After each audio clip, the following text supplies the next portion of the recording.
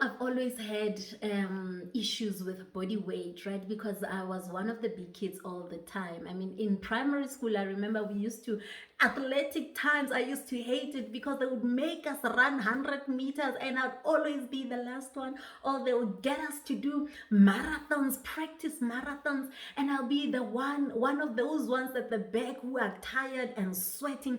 And there would be always a teacher at the back who had a stick, who would hit your legs with that stick so that you start running. Or if you're too slow, they would still hit you so that you catch up with the rest of the group, right? And I was one of those kids. I mean, it was not nice. I'm smiling now, I'm laughing now, guys. But as a child in grade 6 and 7, that was not funny. Okay, so I went to high school, and in high school it was still the same thing. Okay, not really the same thing with the teachers, but in terms of weight, right? I used to wear size 32 in high school, and that was big for a young 16, 15 year old, right? So I've always had issues with weight. So I remember I used to watch some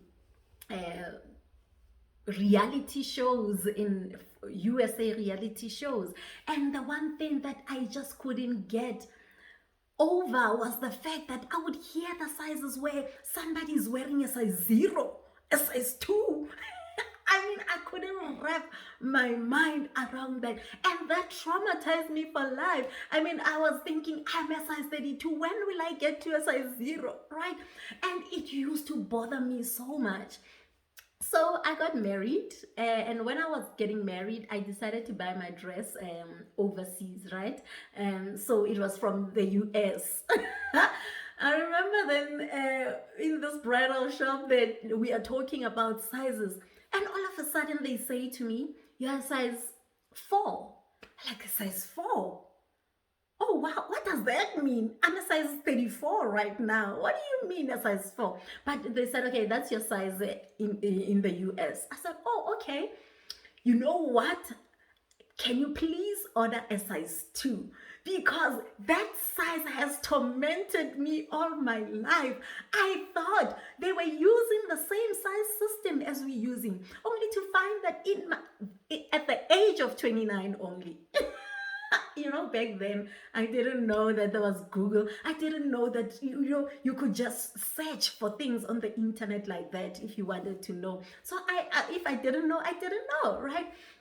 So at the age of 29, only did I find that those sizes that used to torment me are actually completely different system from what we are using here in South Africa, right? And so I ordered a size 2, and they said, never. When you're a size 4, we normally say order a size 6. At least we can shrink it down. I said, girls, ladies, I tell you, I'm going to be a size 2 because that size tormented me all my life.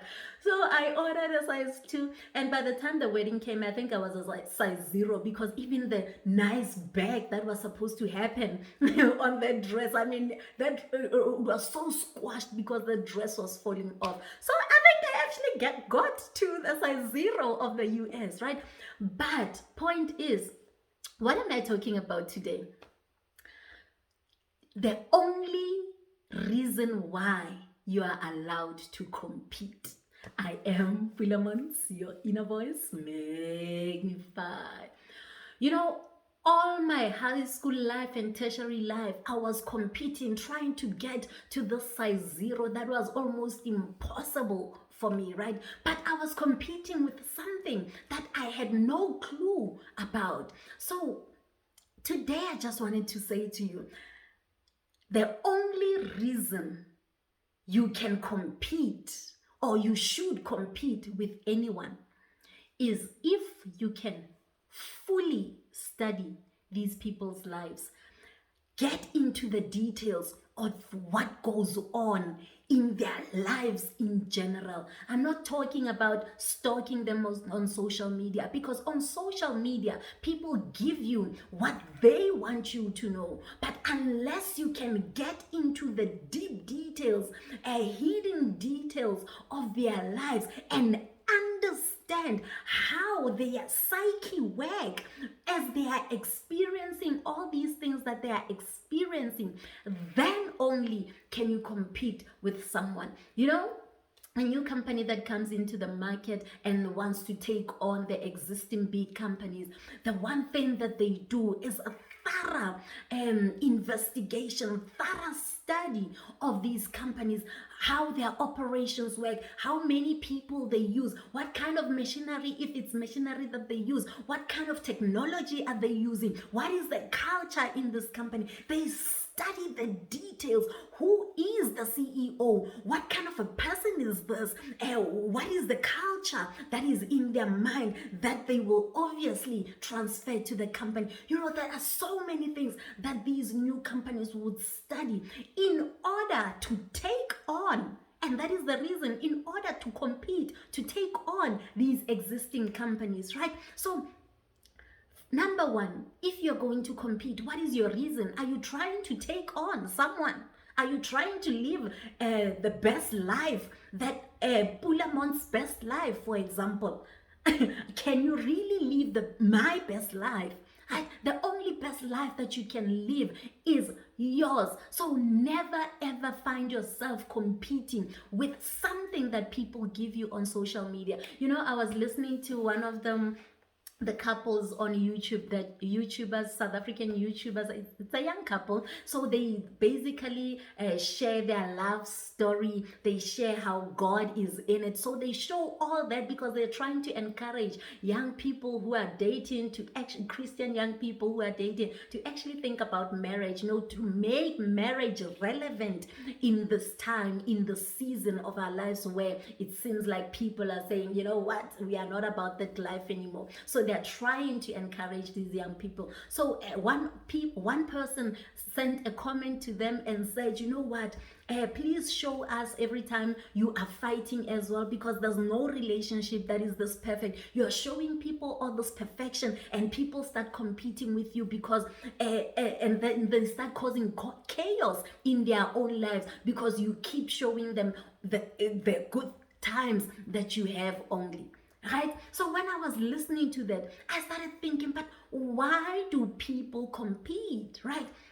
And how do you compete with something that you see on social media? Social media is filtered information, right? Because anybody, for example, myself, I'm only on social media every day like this to share a specific message of peace and purpose. How you can have these two things in your life on a daily basis.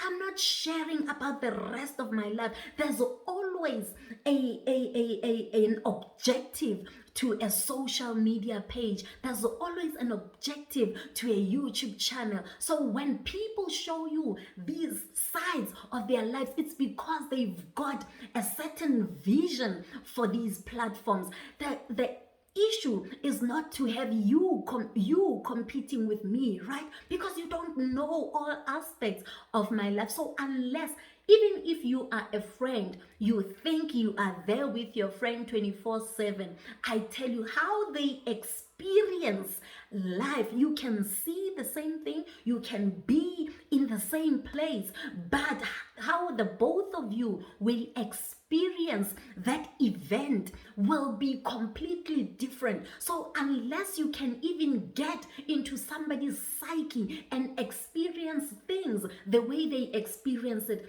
you've got no business competing with them, right? You have yourself to be looking at. You have yourself to be competing with. The only reason you should be looking at other people is to draw inspiration from them. That's what I do. I draw inspiration. That's why I watch that young couple on YouTube, because I draw inspiration on how to spice up things in my own marriage, right? To bring life in this relationship that I have with my husband. So you draw inspiration, but you do not compete. You do not want now to live your life as they do, because I do not understand what happens behind closed doors. I do not understand the sources of income that they have for me to want to live the kind of life that they're living. So guys, really, when you look at anyone, no matter how close you are to them, never compete yourself with them. No, never compete with them, rather. Never compete, even if it's your siblings. You will never experience the same thing the same way. So what you see as a threat, your sibling might see as an opportunity. Then already in that there's a gap that happens. So never compete with someone to try and imitate imitate the things that they do and do everything that they do. You look at people just for inspiration and see how once you are inspired, you can interpret everything in your life. And that's how we live a life of peace with everything that we have, with our situations as they are. I mean, there are so many people that I look up to, but I'm not under pressure to be doing the things that they do, but I draw inspiration from how they live, because I understand I'm on my own journey. I've got my own assignment, and only I can do what I do the way I do it. Same goes for you. I am Pulaa Montz, your inner peace and purpose coach.